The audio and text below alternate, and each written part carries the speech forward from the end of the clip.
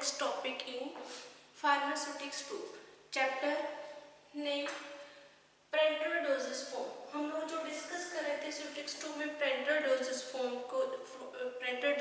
का चैप्टर हम लोगों ने स्टार्ट किया था, जिसके लास्ट लेक्चर जो लेक्चर नंबर फर्स्ट में हम लोगों ने डिस्कस किया था definition, advantage disadvantage, general procedure and उसका रूट ऑफ एडमिनिस्ट्रेशन। अब हम लोग इस लेक्चर में डिस्कस करेंगे हमारे टाइप ऑफ पेरेंटल प्रेपरेशंस कि हमारे कितने टाइप की जो पेरेंटल प्रेपरेशंस है होती हैं और जिनको हम लोग यूज करते हैं। हमारे पास 4 टाइप्स है पेरेंटल प्रेपरेशन की।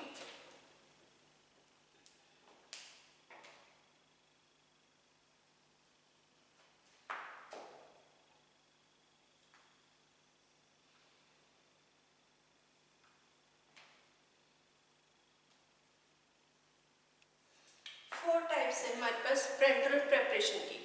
फर्स्ट वन है सॉल्यूशन और emulsions of suitable for injection. जो हमारे पास फर्स्ट टाइप है वो है सॉल्यूशन और emulsions of medicament suitable for injection.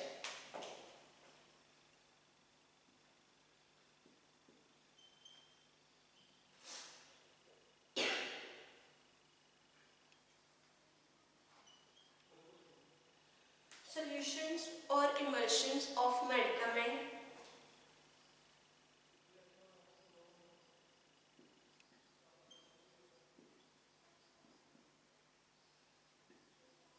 suitable for injection। कि कौन से सॉल्यूशंस और इमल्शंस हैं जो हमारे टाइप है, उसके लिए मेडिकामेंट्स इंजेक्शंस के लिए कौन से मेडिकामेंट्स जो है सूटेबल है। फर्स्ट है, सेकंड हमारे जो टाइप है वो है स्टेराइल सॉलिड, थर्ड है स्टेराइल सस्पेंशन,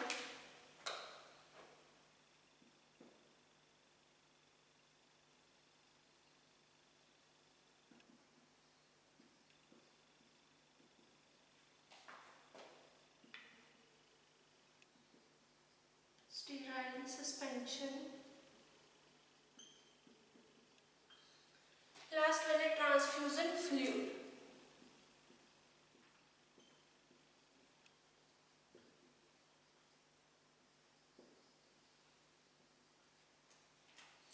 फोर टाइप्स हैं हमारे पेरेंटल प्रिपरेशंस की। फर्स्ट वन है हमारा solution of emulsion of medicament suitable for injection.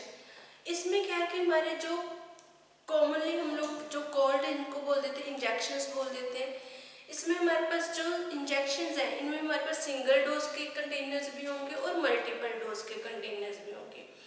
इसमें जो 0.5 से लेकर हमारा लीटर तक जो पैकेजिंग इसमें अवेलेबल होती है, इसमें जो पैकेजिंग है वो कितनी होगी, 0.5 ml की भी पैकेजिंग होगी और लीटर की जो पैकेजिंग है वो भी होगी। जैसे एग्जांपल इसमें डेक्सट्रोज इंजेक्शन,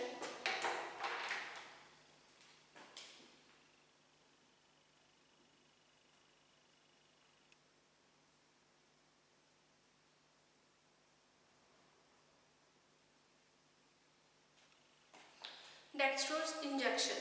सेकेंड है हमारे पास स्टेराइल सॉलिड। इनमें जो ड्रग्स हैं जो सूटेबल नहीं होते सोल्यूशन फॉर्म में, जो जिनको हम लोग जो सोल्यूशन फॉर्म में प्रिपेयर नहीं कर पाते, स्टेबल नहीं होती, उनको हम लोग सॉलिड फॉर्म में ही कन्वर्ट करते हैं ड्रग्स को।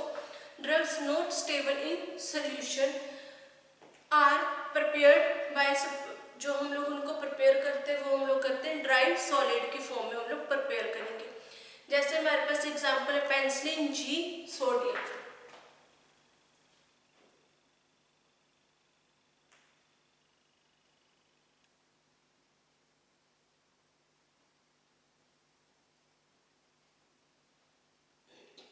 जो पेनिसिलिन जी सोडियम है ये लिक्विड फॉर्म में जो हमारी ड्रग है ये खराब हो जाती है, इसलिए इनको हम लोग सॉलिड फॉर्म में ही प्रिपेयर करते हैं इनके इंजेक्शंस। नेक्स्ट है स्टेराइल सस्पेंशन। स्टेराइल सस्पेंशन में जो हम लोग IM रूट से ड्रग्स को एडमिनिस्टर करवाते हैं।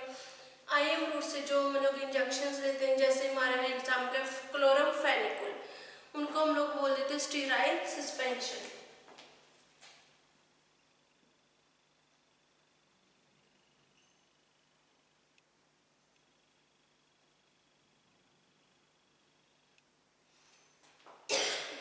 क्लोरमफेनिकोल ट्रांसफ्यूजन फ्लूइड है जिनको हम लोग एडमिनिस्ट्रेट करते हैं आईवी रूट से, और हमारी जो इनकी जो पैकेजिंग है कैपेसिटी वो 500 ml तक होते हैं। जैसे हमारा एग्जांपल है dextrose, Ringer solution, dextrose solution.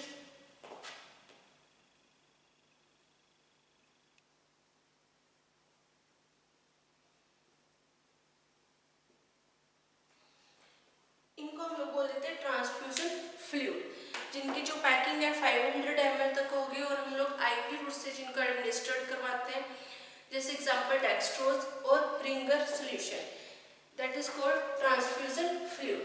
4 types है हमारी parental preparation. The first one is solution और suspend emulsion of medicament suitable for injection, example is dextrose injection. Second sterile solid, जो हमारी ड्रग्स है जो लिक्विड फॉर्म में stable नहीं होती, सॉलिड फॉर्म में ही स्टेबल होती है, उनको हम लोग स्टेराइल सॉलिड बोल देते हैं। इसमें एग्जांपल है पेनिसिलिन जी सोडियम। नेक्स्ट है हमारी स्टेराइल सस्पेंशन, इसमें हमारे पास जो हम लोग आईएम रूट से जो इंजेक्शंस देते हैं उनमें उनको बोल देते हैं स्टेराइल सस्पेंशन, जैसे एग्जांपल है क्लोरमफेनिकोल। लास्ट हमारी ट्रांसफ्यूजन फ्लूइड। ट्रांसफ्यूजन फ्लूइड में हमारे पास जो एग्जांपल्स आ जाते हैं solutions, Ringer solution and dextrose solutions की।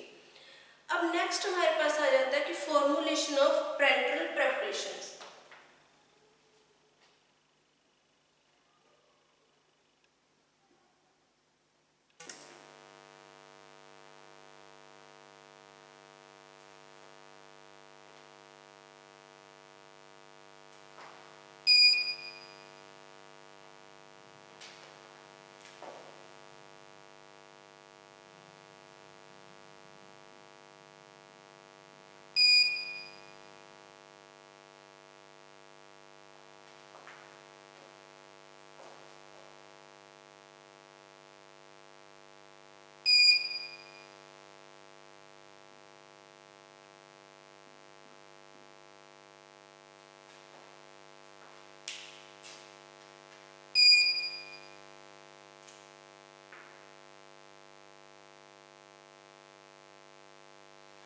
नेक्स्ट है फॉर्मुलेशन ऑफ पेरेंटल प्रिपरेशन, कि हम जो पेरेंटल प्रिपरेशन है उसकी फॉर्मुलेशन कैसे करेंगे।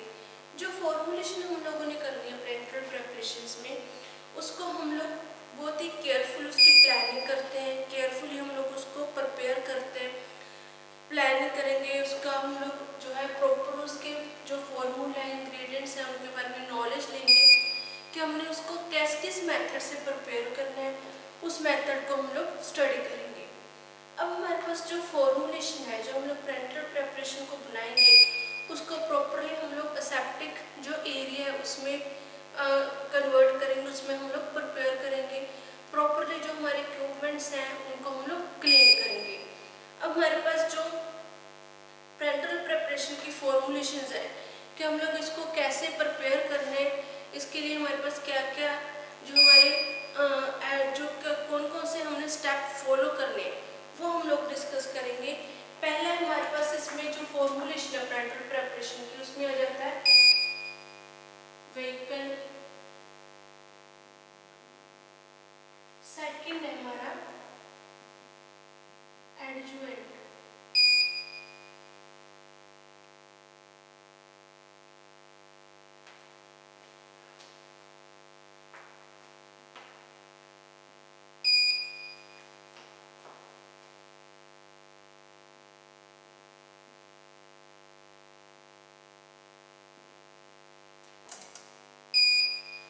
दो टाइप है हमारे हम लोग जो इसमें यूज करते हैं। फर्स्ट वन है हमारा व्हीकल, सेकंड है हमारा एडजुवेंट। अब जो हमारा व्हीकल है, जैसे हमने हॉस्पिटल एंड क्लिनिकल फार्मेसी में भी डिस्कस किया था मैन्युफैक्चरिंग में, कि हमारे पास जो व्हीकल है वो दो टाइप के होते हैं, एक तो फर्स्ट वन है हमारा एक्वस और सेकंड है नॉन एक्वस।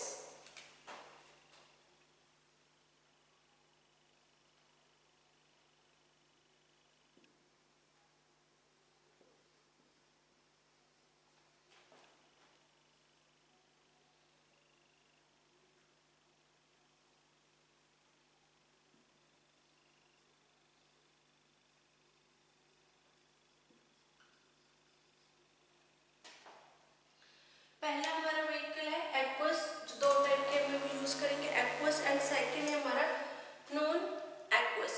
जो हमारा एक्वस है इसमें हमारे पास एग्जांपल आ जाती है वाटर,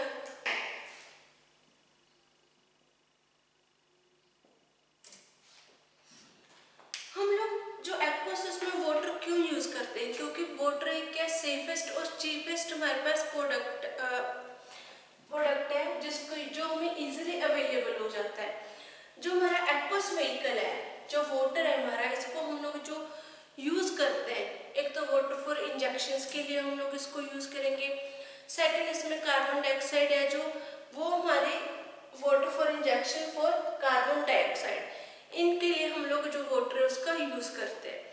अब हम लोग जब वाटर का यूज करेंगे तो इसको हम लोग प्रॉपरली जो डिस्टिलेट करके या बॉईल करके हम लोग इसका यूज करते हैं, क्योंकि इसमें बहुत सारी इम्प्योरिटीज होती हैं, माइक्रो ऑर्गेनिजम्स होते हैं, इसलिए हम लोग इसको डिस्टिलेशन असेंबली में डिस्टिलेट करेंगे, फिर वाटर का यूज करेंगे। अगर हम लोग जो वाटर का प्रॉपरली डिस्टिलेशन मेथड से हम लोग इसको डिस्टिलेट नहीं करते वाटर को, तो इसमें हमारे जो माइक्रो ऑर्गेनिजम्स होते हैं जैसे पायरोजन, तो वो माइक्रो ऑर्गेनिज्म क्या करेंगे, ग्रो कर जाते हैं। अगर ग्रो करेंगे तो हमारा जो प्रेपरेशन है वो कम्प्लीटली अपना इफेक्ट नहीं देगा। जो पायरोजन्स है, पायरोजन्स क्या है, हमारे पास मेटाबॉलिक प्रोडक्ट्स हैं, माइक्रो ऑर्गेनिजम्स हैं जो हमारे बॉडी में जाकर जो बॉडी टेम्परेचर है उनको राइज कर देते हैं। पायरोजन अगर हम लोग जो वाटर फॉर इंजेक्शंस हैं या हमारे जो एक्वस व्हीकल्स हैं, हम लोग जो वाटर यूज करते हैं उसमें अगर पायरोजन प्रेजेंट होंगे तो वो हमारे बॉडी में जाकर क्या करेंगे, हमारी बॉडी का जो टेम्परेचर है वो राइज कर देते हैं, जो पेशेंट उसको फीवर हो सकता है। इसलिए पायरोजन फ्री हम लोग जो वाटर है उसका यूज करते हैं। पायरोजन से फ्री वाटर हम लोग कैसे यूज करेंगे, वाटर को प्रॉपरली डिस्टिलेशन असेंबली से डिस्टिलेट करेंगे, कंडेंसर्स के थ्रू होकर जो वाटर है वो हमारे पास हम लोग स्टोर करते हैं। सेकंड, इसमें जो हमारे पास वाटर है उसमें जो हमारे इम्प्योरिटीज है उनको भी प्रॉपरली हम लोग जो है रिमूव कर देते हैं, जिसके कारण कि हमारे इसका मेन रीजन क्या है जो है रिमूव करने का, कि जब हम लोग प्रेपरेशंस बनाएंगे पेट्रोल प्रेपरेशन, तो उसमें डस्ट, फाइबर, जो माइक्रो ऑर्गेनिजम्स हैं, वाटर के इम्प्योरिटीज हैं, वो हमारे जो है प्रेपरेशंस को डिटीरियोरेट ना करें। अब हमारे पास जो वाटर है, वाटर फॉर इंजेक्शंस है, इसको हम लोग जो प्रॉपरली यूज करते हैं, जो वाटर फॉर इंजेक्शंस हैं इनको हम लोग जो प्रॉपरली डिस्टिलेशन असेंबली में से जब हम लोग वाटर को कलेक्ट करेंगे, उस वाटर को हम लोग प्रॉपरली क्लीन जो वाटर है उसको स्टोर करके रख लेते हैं। जो हमारा लार्ज जो स्मॉल साइज है, स्मॉल साइज में जो वाटर की इवेपोरेशन है, जो वाटर का इवेपोरेशन वाटर की डिस्टिलेशन है एक्वस वाटर का, वो हम लोग मैनुअली करते हैं कि हम लोग डिस्टिलेशन असेंबली लगा देते हैं, उसमें धीरे धीरे जो वाटर है वो स्टोर होता रहेगा। बट जो लार्ज टाइप है उसमें हम लोग ऑटोमेटिकली मशीन्स हैं जो हम लोग यूज करते हैं, वो मशीन्स के कारण हम लोग उसमें से जो वाटर है उसकी सप्लाई जो प्रॉपरली होती रहती है। बड़ी बड़ी जो डिस्टिलेशन की असेंबलीज लगी होंगी जिससे जो प्रॉपरली वाटर है वो डिस्टिलेट होता रहता है और हमारी जो रिक्वायरमेंट है वाटर की वो कंप्लीट होती रहती है। सेकंड हमारा non aqueous vehicle. Non aqueous vehicle में हमारे पास एग्जांपल आ जाते हैं ऑयल्स एंड अल्कोहल।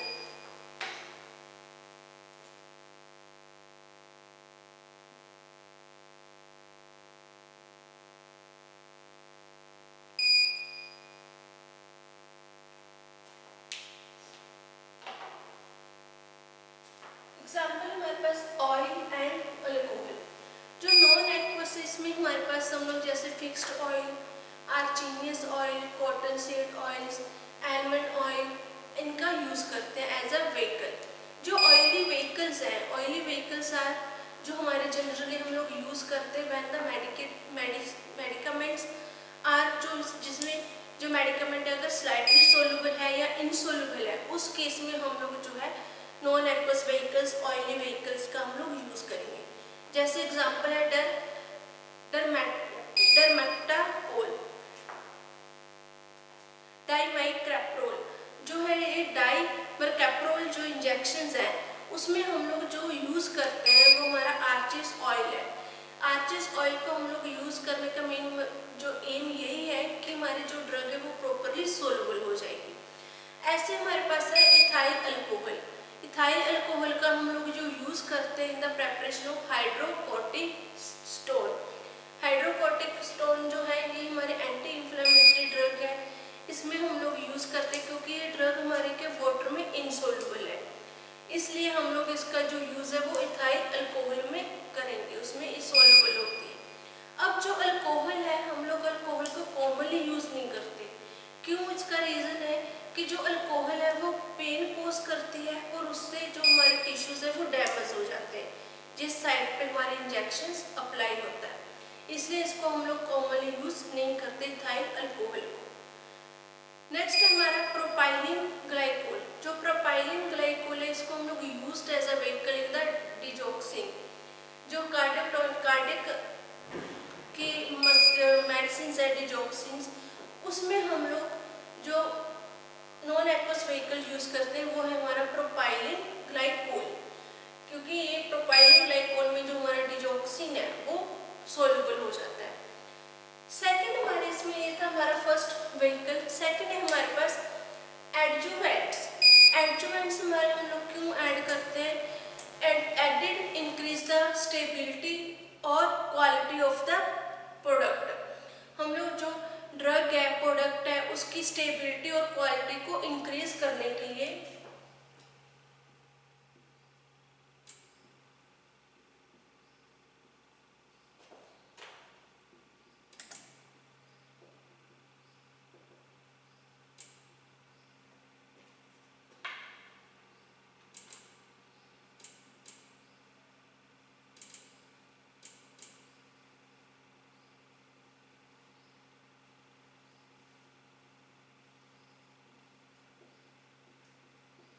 जो हमारे ड्रग है उसकी जो क्वालिटी है और स्टेबिलिटी है उसको इंक्रीज करने के लिए हम लोग क्या एडजुवेंट्स का यूज करते हैं।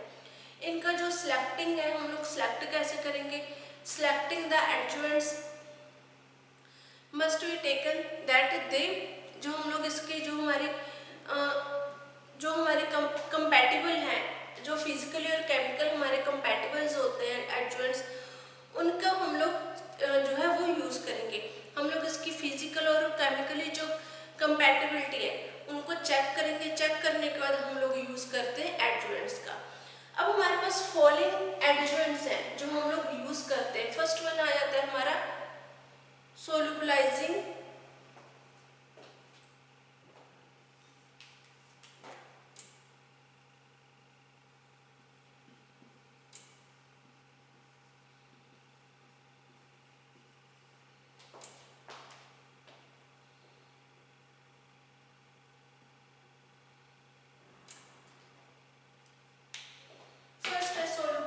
एजेंट।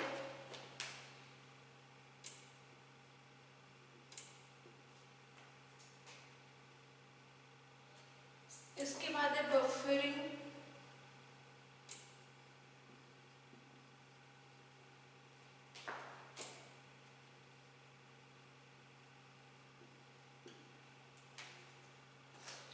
फर्स्ट है हमारा फर्स्ट जो हमारा हम लोग डिस्कस करेंगे वो है सोलुबलाइजिंग एजेंट्स। सोलुबलाइजिंग जो एजेंट्स हैं उनको हम लोग यूज़ करते हैं increase the solubility of the drug in water, कि हमारी जो ड्रग है वो इजीली वाटर में सोल्युबल हो जाए, इसलिए हम लोग सोलुबलाइजिंग एजेंट्स का यूज़ करते हैं। ये हमारा जो which are slightly soluble in water, जो ड्रग्स स्लाइटली सोल्युबल होती है उसमें हम लोग इनका यूज़ करते हैं। ये हमारे सरफेस एक्टिव जो है एजेंट्स होते हैं। जैसे एग्जांपल है इसमें हमारे ट्विन्स का हम लोग यूज़ करते हैं कि हमारी जो है ड्रग है वो प्रॉपरली सोल्युबल हो जाए। नेक्स्ट है हमारा बफरिंग एजेंट। बफरिंग एजेंट में हमारे पास है, जैसे हम लोग जो आपको पता है कि बफर कैपेसिटी क्या होती है, बफर का पर्पस, बफर जो है सॉल्यूशंस है उनका क्या मकसद है कि वो पीएच को मेंटेन करके रखते हैं। जब हम लोग कोई प्रोडक्शन करते हैं उसमें बहुत सारे केमिकल्स ऐड करते हैं, उसमें हम लोग बफर भी ऐड करेंगे कि हमारे जो सॉल्यूशन है उसके पीएच को मेंटेन रखे, चेंज ना होने दें।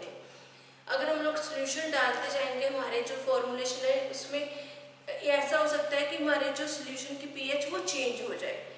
हम लोग पीएच को चेंज नहीं होने देना, इसलिए हम लोग उसमें बफरिंग एजेंट्स का यूज़ करते हैं। जैसे हमारे पास एग्जांपल है सिट्रिक एसिड। सिट्रिक एसिड को हम लोग as a buffering solution use करेंगे। नेक्स्ट है हमारे पास एंटीबैक्टीरियल एजेंट।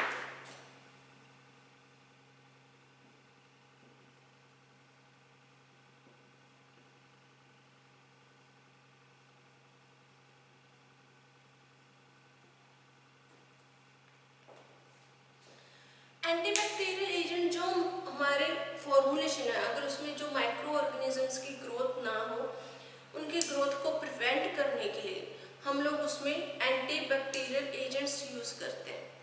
जो हमारे एंटीबैक्टीरियल एजेंट्स हैं उनके कारण हमारे जो प्रेपरेशन उसमें माइक्रो ऑर्गेनिजम्स की ग्रोथ नहीं होती, हमारी जो प्रेपरेशन है वो प्रिजर्व रहती है, उसमें जो है वो डिटेरोरेट नहीं होती। उसके बाद है हमारा नेक्स्ट है जो है स्टेबलाइजर्स।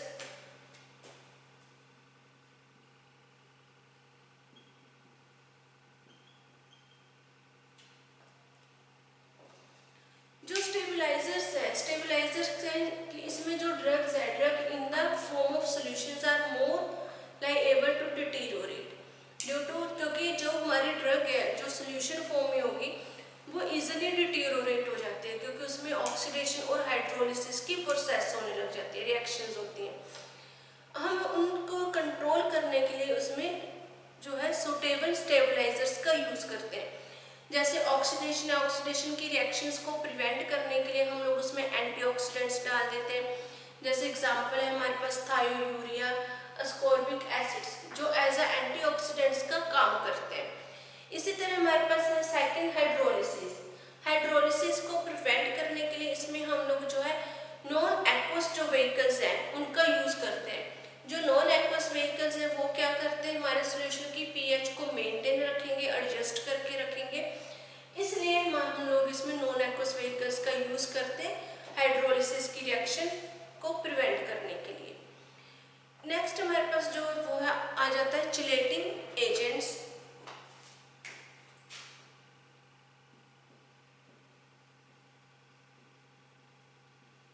चिलेटिंग एजेंट में हमारे पास आ जाती है एग्जांपल एडीटी।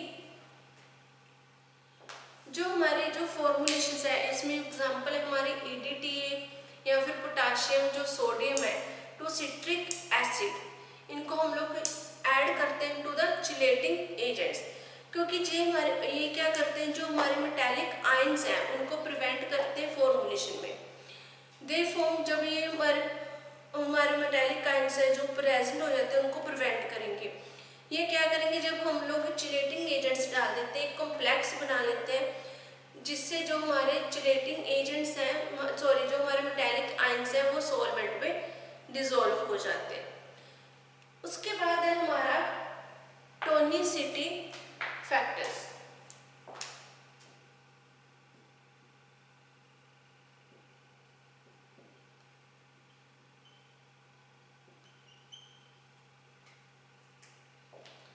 टोनिसिटी फैक्टर में हम लोग जो हमारे आइसोटोनिक है, isotonic with blood plasma and other जो हमारे आइसोटोनिसिटी है बॉडी फ्लूइड्स है उनके साथ आइसोटोनिसिटी होनी चाहिए। ये हमारा जो है आइसोटोनिसिटी एडजस्टेड करते हैं। इसमें आइसोटोनिसिटी एडजस्टेड करने के लिए हम लोग इसमें जो ऐड करते हैं हमारे फॉर्मूलेशंस में वो है sodium chloride and boric acid. Boric acid और सोडियम क्लोराइड को हम लोग एज अ आइसोटोनिक जो है एजेंट्स की फॉर्म में यूज़ करते हैं कि हमारे जो सोल्यूशन है उसको आइसोटोनिसिटी वो मेंटेन रहे। नेक्स्ट है हमारे पास suspension, emulsifying and wetting agents.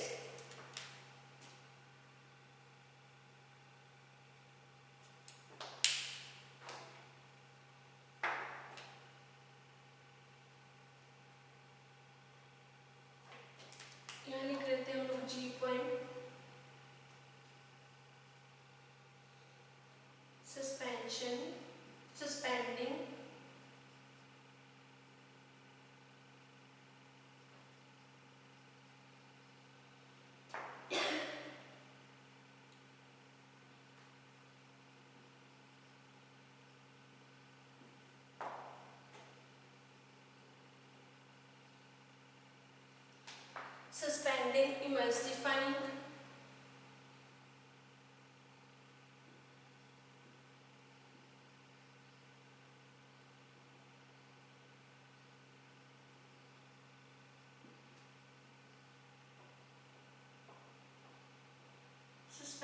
emulsifying और wetting agents.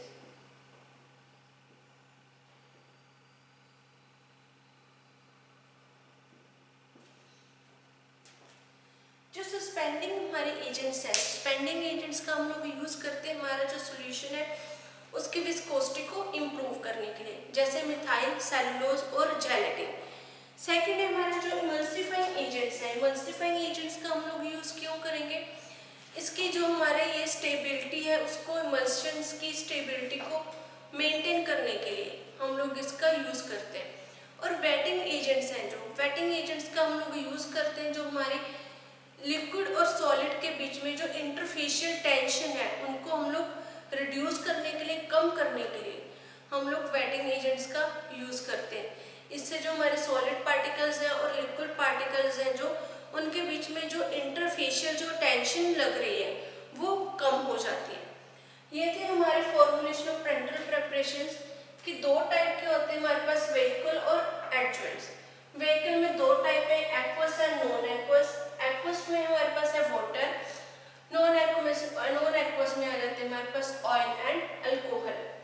नेक्स्ट हमारे पास था एडजुवेंट्स, इसमें हमारे फर्स्ट था solubilising agent, buffering agent, antibacterial agents, stabiliser, chelating agent, tonicity factors and last था हमारा G1 सस्पेंडिंग, इमल्सिफाइंग और वेटिंग एजेंट्स। ये हमारा यहाँ टॉपिक खत्म हो गया फॉर्मुलेशन ऑफ पेरेंटल प्रिपरेशंस का। नेक्स्ट लेक्चर में हम लोग डिस्कस करेंगे प्रोसेसिंग ऑफ पेरेंटल प्रिपरेशन कि हम लोग पेरेंटल प्रिपरेशंस को बनाने के लिए क्या क्या प्रोसेसिंग करते हैं।